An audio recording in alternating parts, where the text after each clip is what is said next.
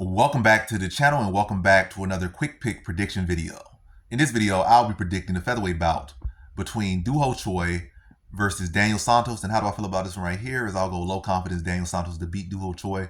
And yeah, Choi streamed live. I think he's the favorite right now, I believe. I don't know. But yeah, I could definitely see Choi spark him on if he could definitely see that. But Daniel Santos has been on a good run over Korean fighters. He's 2-0 on Korean fighters, back-to-back wins over Korean fighters. And I think, he's been getting some good training to prepare for Choi. Obviously, Choi has much more power. He's much more sharp with his strikes. But it's not like Daniel Santos does no slouch. And also, Choi is a well-rounded fighter. Daniel Santos is a well-rounded fighter. But I feel Daniel Santos has been doing a good job of, coming in. I think he was been like the underdogs in those fights, if anything, at some points. In his missed fights, he's been underdogs, missed fights. But I feel like a lot of his fights, in particular, have been fights, he had to battle through adversity. And that's always, is it always a good thing?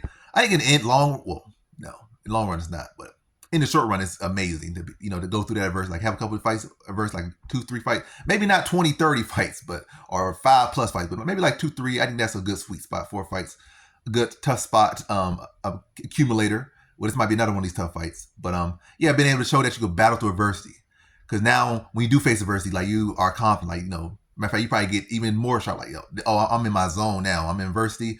Oh, this guy think he doing this, doing that. This guy did, that guy before, and I battled through adversity against all these guys, beat them, stopped a lot of them. So it's a good place to be. I think Daniel Santos is the better grappler here. I think Choi is the better boxer here, but I think Santos is a tougher fighter, and he's been showing a better account for himself over his fights than I feel like Choi is.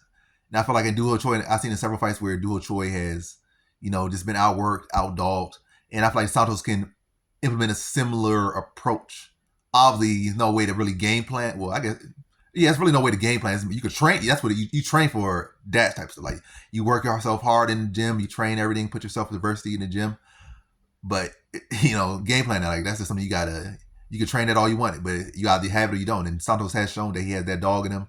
Not to say Choi don't, but I feel like Santos has shown much more dog. But competitive scrap, you see Choi, definitely been very, very dangerous early, but I feel like Santos is the one that could better make adjustments. And that's what it comes down to. Santos can battle through adversity, make adjustments in the fight, start to score takedowns, start to find openings in Choi, crack him, maybe wobble him. Could be very much another Cub-Choi fight. I'm not going to say nowhere near, well, I say Cub-Swanson, Choi fight. Could be another similar fight like that. Maybe Choi having early success, but Santos been a good job to be able to stay in the fight, find his openings, hurt Choi as well, start to score takedowns, wear Choi down, maybe even submit him late in the third round. But competitive scraps, he go to full 15 minutes. Decision for Daniel Santos. Again, Daniel Santos being the more well-rounded fighter, better grappler. Choi being a better striker. But Santos, again, having his own striking as well, have his own power as well.